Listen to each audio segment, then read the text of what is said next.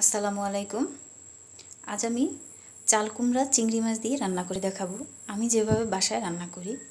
আর এর জন্য এখানে আমি কিছু চাল কুমড়া কেটে নিয়েছি। একটা চাল কুমড়ার অর্ধেকটা আছে এখানে। আর সাইজটা আসলে ডিপেন্ড করে আপনি বাজার থেকে কিভাবে কিনবেন তার উপরে। তো আর এটা আমি ছোট করে কেটে নিয়েছি চিংড়ি মাছ দিয়ে রান্না করার জন্যে। তো দেখা যাক আমি কিভাবে রান্না করি, চলেন। চুলে একটা হাঁড়ি গরম করতে দিয়ে দিয়েছি, আর এটা গরম হয়ে গেছে, অনেকটা গরম আছে। এখন দিয়ে দিচ্ছি তেল,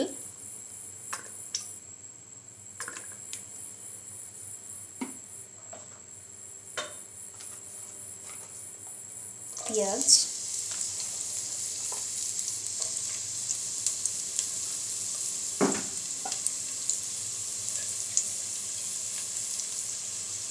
এবং চিংড়ি মাছ।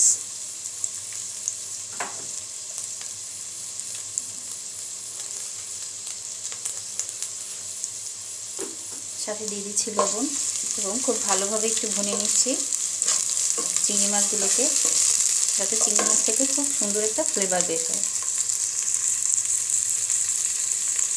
একটু সাথে থাকুন। চিংড়ি মাছ এবং পেঁয়াজ একটু ভালোভাবে আমি ভেজে নিয়েছি। এখন এর ভিতরে দিয়ে দিচ্ছি হলুদের গুঁড়া, মরিচের গুঁড়া। এটা আপনি যতটা ঝাল খান তার উপরে ডিপেন্ড করে, দেখে যার যেরকম পছন্দ সে সেরকম মরিচ ব্যবহার করতে পারেন। এখানে আমি কম ঝাল খাই তাই একটু কম দিলাম। আর এই অনেকে এটাকে জালি কুমড়াও বলে বা কেউ জালিও বলে, আমাদের দেশে এটাকে চাল কুমড়া বলে। যাই হোক, সে যেই হোক, সে হলো কুমড়া। এখন মশলাটা একটু ভালোভাবে ভুনে নিচ্ছি।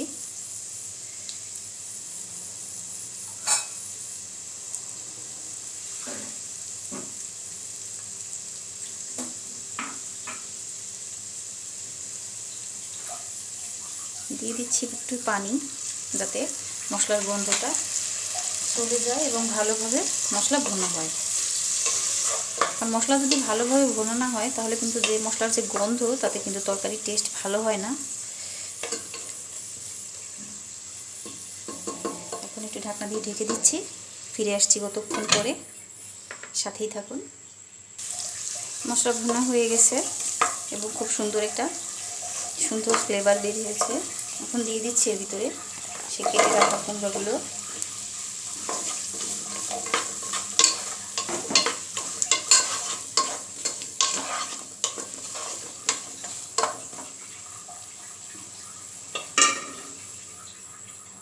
দু মিনিট ঢাকনা দিয়ে এভাবে জাল দিব।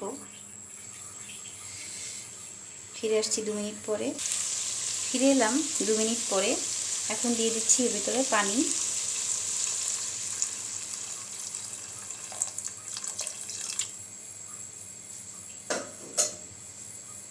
বেশি একটা পানি দেওয়া যাবে না, কারণ তো এই যে তরকারি, এটা থেকে পানি বের হয়।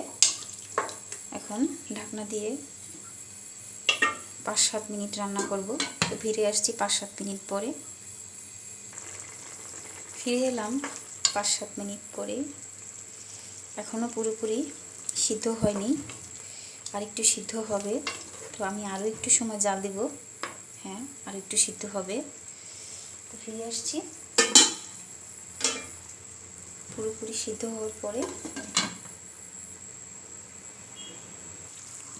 ফিরে এলাম তরকারি সিদ্ধ হওয়ার পরে। আমি দেখাচ্ছি কত সুন্দরভাবে সিদ্ধ হয়েছে।